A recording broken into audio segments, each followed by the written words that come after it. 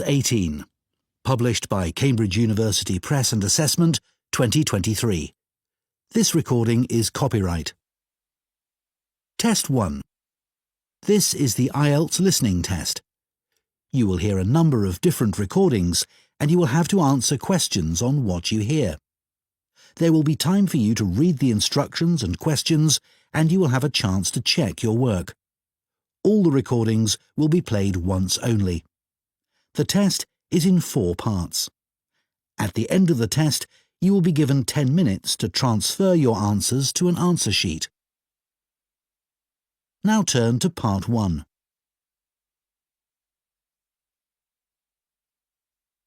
Part 1. You will hear an interview with a woman who is doing a survey on transport. First, you have some time to look at questions 1 to 5.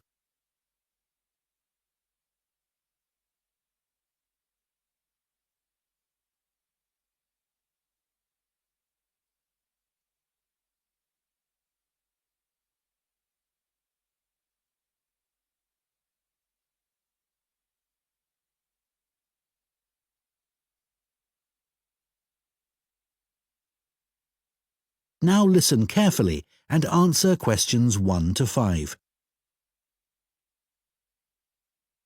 Excuse me, would you mind if I asked you some questions? We're doing a survey on transport. Yes, that's okay. First of all, can I take your name? Yes, it's Sadie Jones. Thanks very much.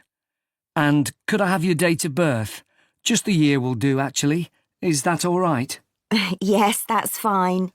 It's 1991. So, next, your postcode, please. It's DW30 7YZ. Great, thanks. Is that in Wells? No, it's actually in Harborne. Wells isn't far from there, though. I really like that area. My grandmother lived there when I was a kid. Yes, it is nice. Right, so now I want to ask you some questions about how you travelled here today. Did you use public transport? Yes, I came by bus. OK, and that was today. It's the 24th of April, isn't it? Isn't it the 25th? No, actually, you're right. And what was the reason for your trip today? I can see you've got some shopping with you. Yes, I did some shopping, but the main reason I came here was to go to the dentist. That's not much fun. Hope it was nothing serious. No, it was just a checkup. It's fine. Good.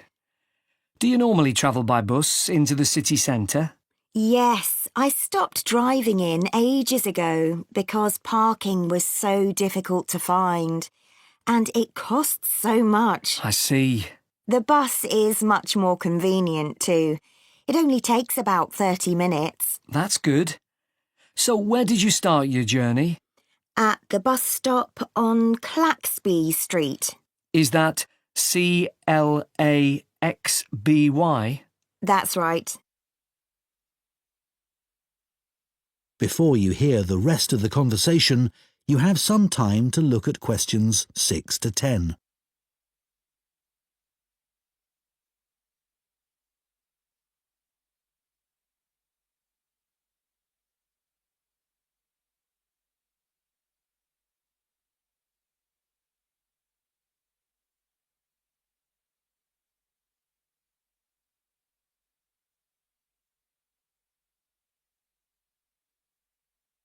Now listen and answer questions 6 to 10. And how satisfied with the service are you? Do you have any complaints? Well, as I said, it's very convenient and quick when it's on time. But this morning it was late. Only about 10 minutes, but still. Yes, I understand that's annoying. And what about the timetable? Do you have any comments about that? I suppose I mainly use the bus during the day, but any time I've been in town in the evening, for dinner or at the cinema, I've noticed you have to wait a long time for a bus. There aren't that many. OK, thanks. So now I'd like to ask you about your car use. Well, I have got a car, but I don't use it that often. Mainly just to go to the supermarket. But that's about it, really. My husband uses it at the weekends to go to the golf club. And what about a bicycle? I don't actually have one at the moment.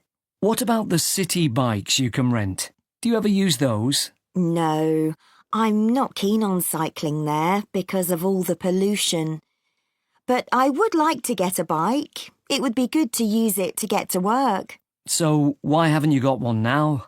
Well, I live in a flat on the second floor, and it doesn't have any storage. So we'd have to leave it in the hall outside the flat. I see. OK, well, I think that's all we need from you today, Sadie. That is the end of Part 1. You now have 1 minute to check your answers to Part 1.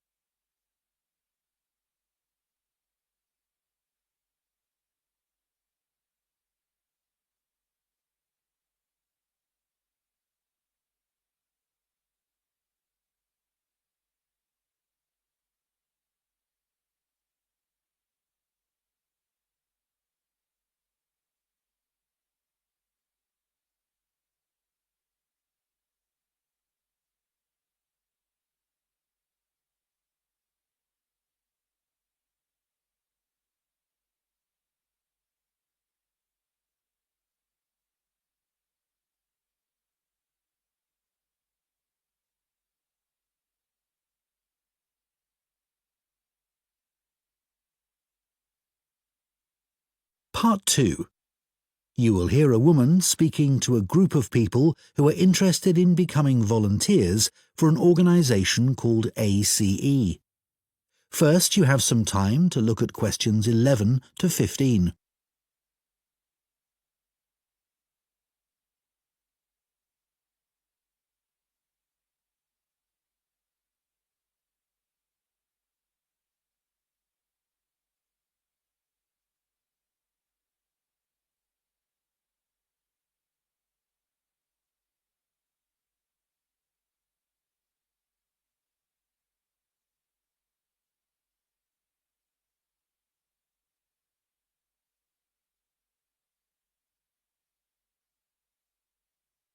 Now listen carefully and answer questions 11 to 15. Good evening, everyone. Let me start by welcoming you all to this talk and thanking you for taking the time to consider joining ACE Voluntary Organisation. ACE offers support to people and services in the local area, and we're now looking for more volunteers to help us do this. By the way, I hope you're all comfortable. We have brought in extra seats so that no one has to stand, but it does mean that the people at the back of the room may be a bit squashed. We'll only be here for about half an hour, so hopefully that's okay. One of the first questions we're often asked is how old you need to be to volunteer. Well, you can be as young as 16, or you can be 60 or over. It all depends on what type of voluntary work you want to do. Other considerations, such as reliability, are crucial in voluntary work, and age isn't related to these, in our experience. Another question we get asked relates to training. Well, there's plenty of that, and it's all face-to-face. What's more, training doesn't end when you start working for us. It takes place before, during, and after periods of work. Often it's run by other experienced volunteers, as managers tend to prefer to get on with other things. Now, I would ask you to consider a couple of important issues before you decide to apply for voluntary work. We don't worry about why you want to be a volunteer. People have many different reasons that range from getting work experience to just doing something they've always wanted to do. But it is critical that you have enough hours in the day for whatever role we agree is suitable for you. If being a volunteer becomes stressful, then it's best not to do it at all. You may think that your income is important, but we don't ask about that. It's up to you to decide if you can work without earning money. What we value is dedication. Some of our most loyal volunteers earn very little themselves, but still give their full energy to the work they do with us. Before you hear the rest of the talk, you have some time to look at questions 16 to 20.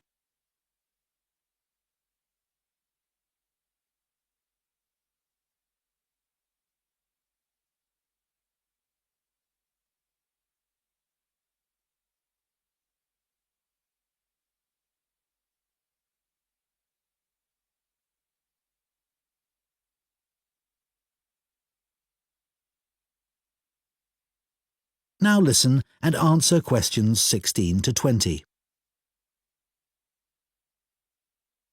OK, so let's take a look at some of the work areas that we need volunteers for and the sort of things that would help you in those. You may wish simply to help us raise money. If you have the creativity to come up with an imaginative or novel way of fundraising, we'd be delighted, as standing in the local streets or shops with a collection box can be rather boring. One outdoor activity that we need volunteers for is litter collection, and for this, it's useful if you can walk for long periods, sometimes uphill. Some of our regular collectors are quite elderly, but very active and keen to protect the environment. If you enjoy working with children, we have 3 vacancies for what are called playmates. These volunteers help children learn about staying healthy through a range of out-of-school activities. You don't need to have children yourself, but it's good if you know something about nutrition and can give clear instructions. If that doesn't appeal to you, maybe you would be interested in helping out at our story club for disabled children, especially if you have done some acting. We put on 3 performances a year based on books they have read, and we're always looking for support with the theatrical side of this. The last area I'll mention today is first aid. Volunteers who join this group can end up teaching others in vulnerable groups who may be at risk of injury. Initially, though, your priority will be to take in a lot of information and not forget any important steps or details. Right, so does anyone have any questions for me about it? That is the end of Part 2. You now have 30 seconds to check your answers to Part 2.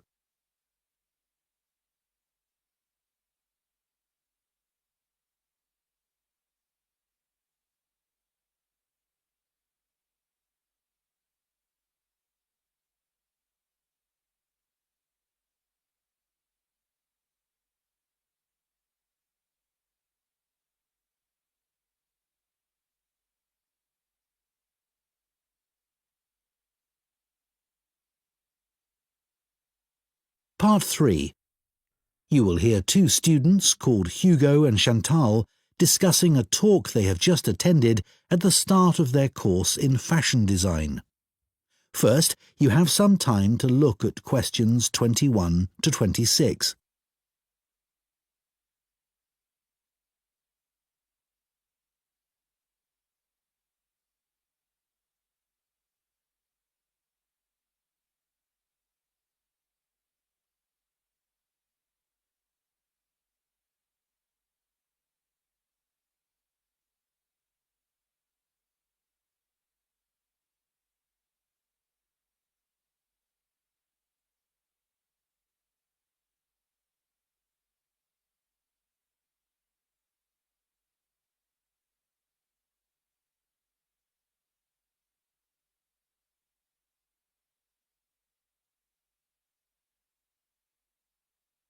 Now listen carefully and answer questions 21 to 26.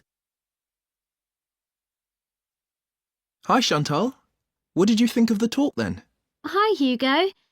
I thought it was good once I'd moved seats. Oh, were the people beside you chatting or something? It wasn't that. I went early so that I'd get a seat and not have to stand. But then this guy sat right in front of me and he was so tall. It's hard to see through people's heads, isn't it? Impossible. Anyway, to answer your question, I thought it was really interesting, especially what the speaker said about the job market. Me too. I mean, we know we're going into a really competitive field, so it's obvious that we may struggle to get work. That's right. And we know we can't all have that dream job. Yeah, but it looks like there's a whole range of areas of work that we hadn't even thought of, like fashion journalism, for instance. Yeah, I wasn't expecting so many career options. Overall, she had quite a strong message, didn't she? She did. She kept saying things like, I know you all think this, but... And then she'd tell us how it really is. Perhaps she thinks students are a bit narrow-minded about the industry. It was a bit harsh, though. We know it's a tough industry. Yeah, and we're only first years after all. We've got a lot to learn. Exactly. Do you think our secondary school education should have been more career-focused? Well, we had numerous talks on careers, which was good, but none of them were very inspiring. They could have asked more people like today's speaker to talk to us. I agree. We were told about lots of different careers, just when we needed to be, but not by the experts who really know stuff. So, did today's talk influence your thoughts on what career you'd like to take up in the future? Well, I promised myself that I'd go through this course and keep an open mind till the end. But I think it's better to pick an area of the industry now and then aim to get better and better at it. Well, I think we'll just have to differ on that issue. One thing's for certain, though. From what she said, we'll be unpaid assistants in the industry for quite a long time. I'm prepared for that. Aren't you? Actually, I'm not going to accept that view. Really? But she knows it's the case, and everyone else says the same. That doesn't mean it has to be true for me. Okay. Well, I hope you're right. Before you hear the rest of the discussion, you have some time to look at questions 27 to 30.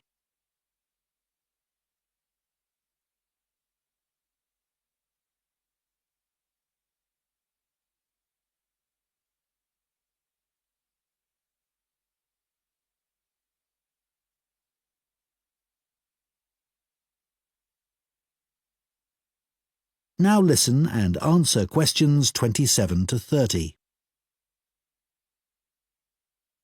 I thought the speaker's account of her first job was fascinating. Yeah. She admitted she was lucky to get work being a personal dresser for a musician. She didn't even apply for the job, and there she was getting paid to choose all his clothes. It must have felt amazing. Though she said all she was looking for back then was experience, not financial reward. And then he was so mean, telling her she was more interested in her own appearance than his. But she did realise he was right about that, which really made me think. I'm always considering my own clothes, but now I can see you should be focusing on your client. She obviously regretted losing the job. Well, as she said, she should have hidden her negative feelings about him, but she didn't. It was really brave the way she picked herself up and took that job in retail.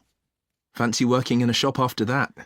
Yeah, well, she recommended we all do it at some point. I guess, as a designer, you'd get to find out some useful information, like how big or small the average shopper is. I think that's an issue for manufacturers, not designers. However, it would be useful to know if there's a gap in the market, you know? An item that no one's stocking, but that consumers are looking for. Yeah, people don't give up searching. They also take things back to the store if they aren't right. Yeah. Imagine you worked in an expensive shop and you found out the garments sold there were being returned because they fell apart in the wash. Yeah, it would be good to know that kind of thing. Yeah. That is the end of Part 3. You now have 30 seconds to check your answers to Part 3.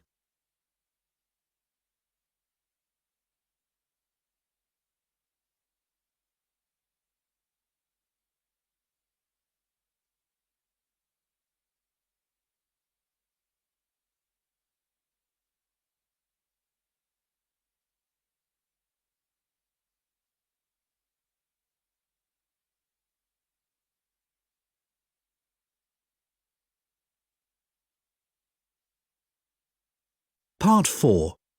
You will hear a zoology student giving a presentation on the process of moving wild elephants to a new reserve, known as translocation.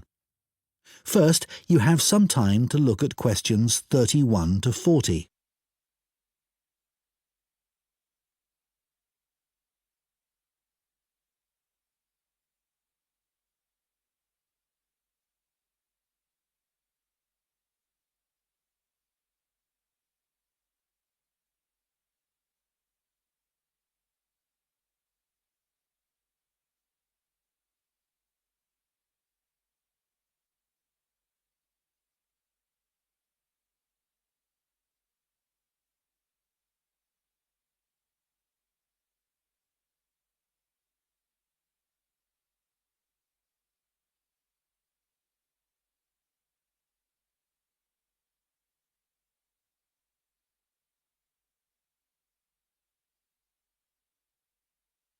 Now listen carefully and answer questions 31 to 40. For my presentation today, I want to tell you about how groups of elephants have been moved and settled in new reserves. This is known as translocation and has been carried out in Malawi in Africa in recent years. The reason this is being done is because of overpopulation of elephants in some areas. Overpopulation is a good problem to have, and not one we tend to hear about very often. In Malawi's Majeti National Park, the elephant population had been wiped out by poachers, who killed the elephants for their ivory. But in 2003, the park was restocked, and effective law enforcement was introduced. Since then, not a single elephant has been poached. In this safe environment, the elephant population boomed. Breeding went so well that there were more elephants than the park could support. This led to a number of problems. Firstly, there was more competition for food, which meant that some elephants were suffering from hunger. As there was a limit to the amount of food in the national park, some elephants began looking further afield. Elephants were routinely knocking down fences around the park, which then had to be repaired at a significant cost. To solve this problem, the decision was made to move dozens of elephants from Majeti National Park to Nkotakota Wildlife Park, where there were no elephants. But, obviously, attempting to move significant numbers of elephants to a new home 300 kilometres away is quite a challenge.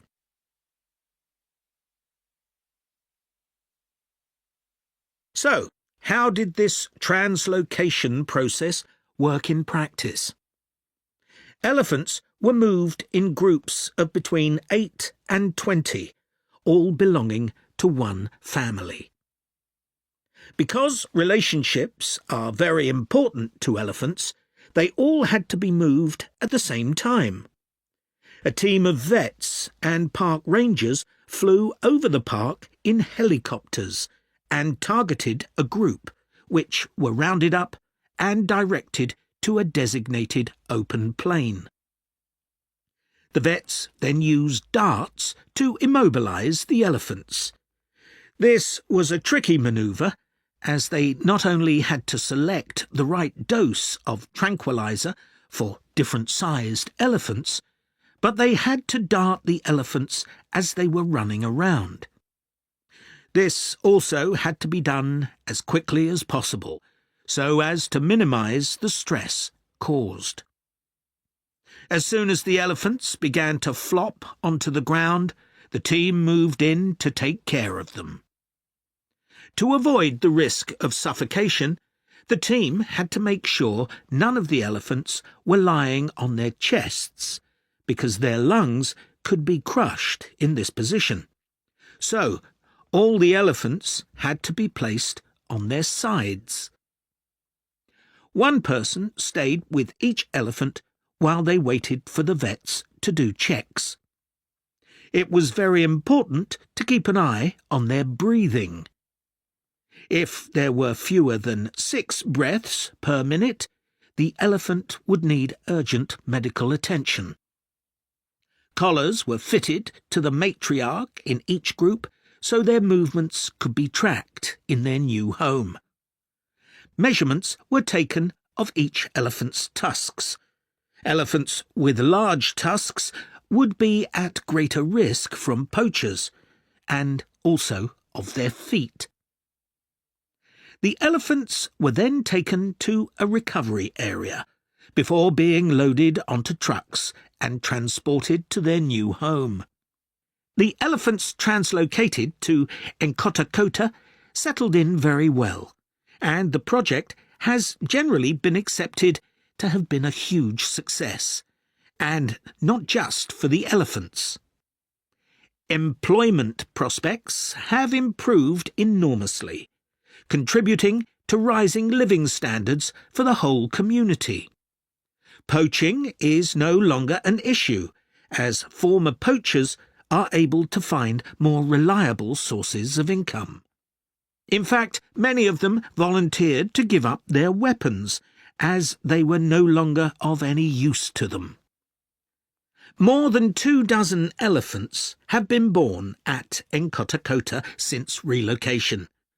With an area of more than 1,800 square kilometres, there's plenty of space for the elephant population to continue to grow.